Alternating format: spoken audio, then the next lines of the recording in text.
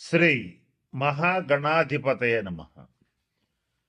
మనం చాలాసార్లు ఏమనుకుంటామంటే, గతంలో ఈ పొరపాటు చేసాం, మరలా అవకాశం వస్తే ఈ పొరపాటు చేయకుండా ఉందాం అని ఒకసారి అనుకుంటాం. అలాగే మనం గతంలో ఈ తప్పు చేశాము, ఈసారి కనుక అవకాశం వస్తే ఈ తప్పు చేయకుండా ఈ సరైన నిర్ణయం తీసుకుని మన జీవితాన్ని బ్రహ్మాండంగా ముందుకు తీసుకెళ్ళగలుగుతామని ఆశపడుతూ ఉంటాం. ఇట్లా ఏదైనా సరే గతంలో చేసినటువంటి తప్పులు కానీ, మన వల్ల జరిగిన ఇబ్బందులు కానీ, మనకు తెలియకుండా జరిగినవి కానీ, తెలిసి జరిగినవి కానీ ఏవైనా సరే ఒక ఇబ్బందికరమైన పరిస్థితులు, దాని ఫలితాలు చేసినప్పుడు తెలివి కానీ, చేసిన తర్వాత మనకి చాలా బలంగా దెబ్బ కొడుతూ కనపడుతూ ఉంటాయి.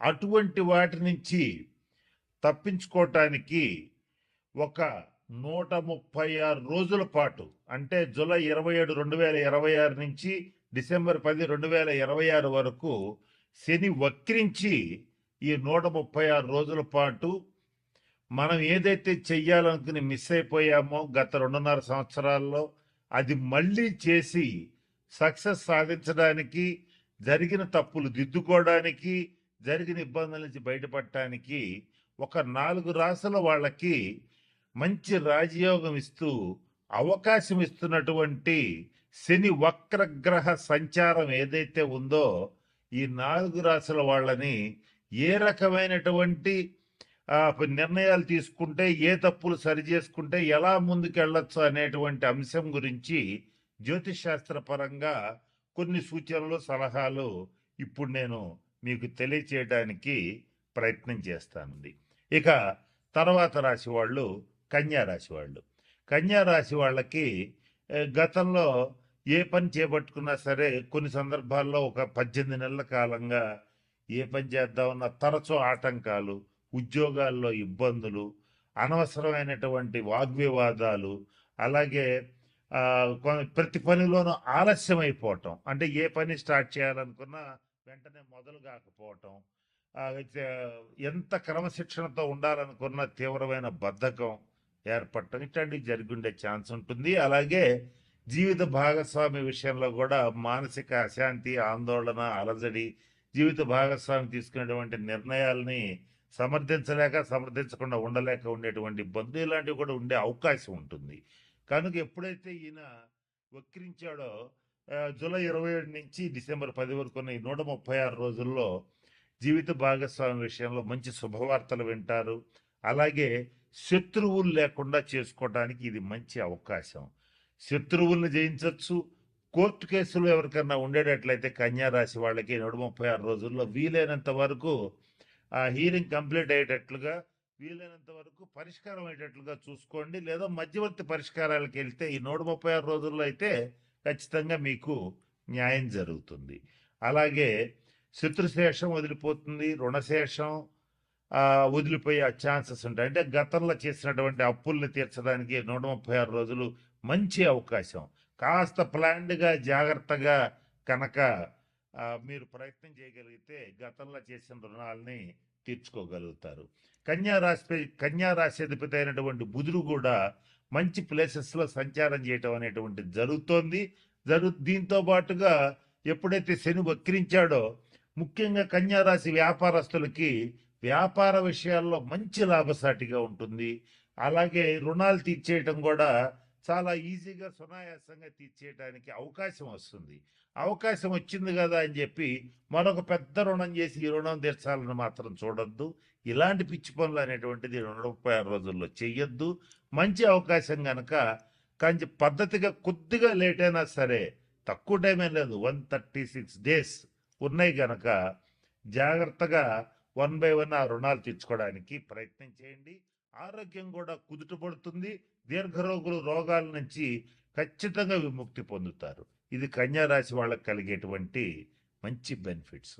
అంటే వృద్ధులు, వికలాంగులు ఎవరన్నా ఉంటే వాళ్ళకి సహాయం చేయండి. అది ఆర్థికంగా కావచ్చు, అలాగే వాళ్ళకి సర్వీస్ చేయటం కావచ్చు.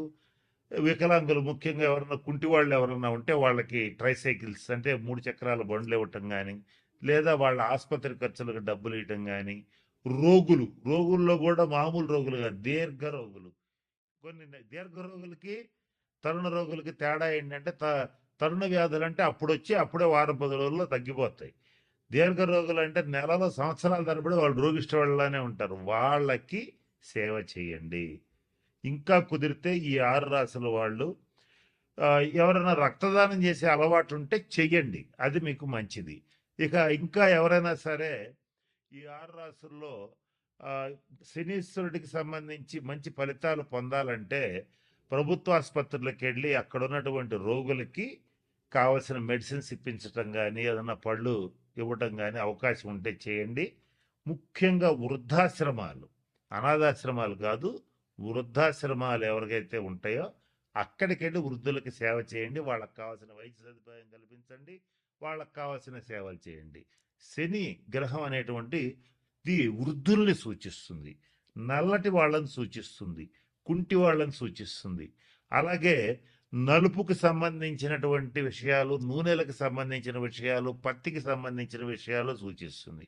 ఈ 6 రాసుల్లో ఇటువంటి వాటికి సంబంధించి వృత్తి వ్యాపారాలు చేసేటువంటి వాళ్ళు చాలా జాగ్రత్తగా ఉండాలి. వీళ్ళకి తగిన నిర్ణయాలు తీసుకోవాలి, తగిన శాంతి పరిహార క్రియలు పాటించాలి.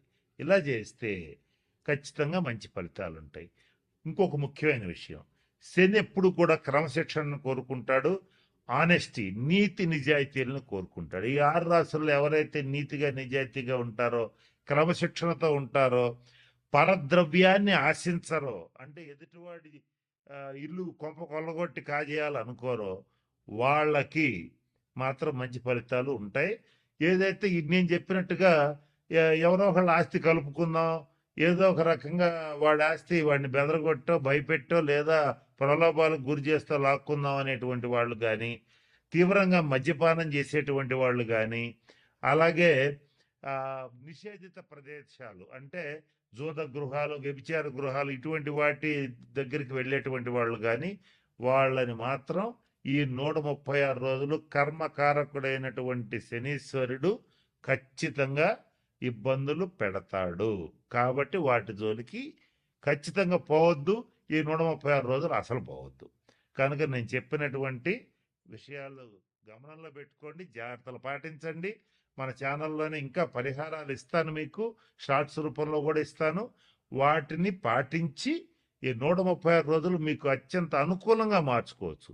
నేను చెప్తూ వీడియో మొదట్లో ఒక మాట చెప్పాను, వక్రీ బలి అన్నాను. వక్రించిన గ్రహం మరింత బలంగా పనిచేస్తుంది.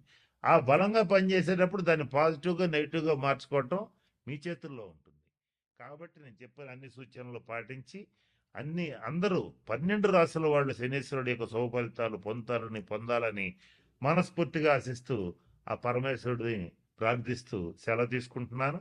స్వస్తి.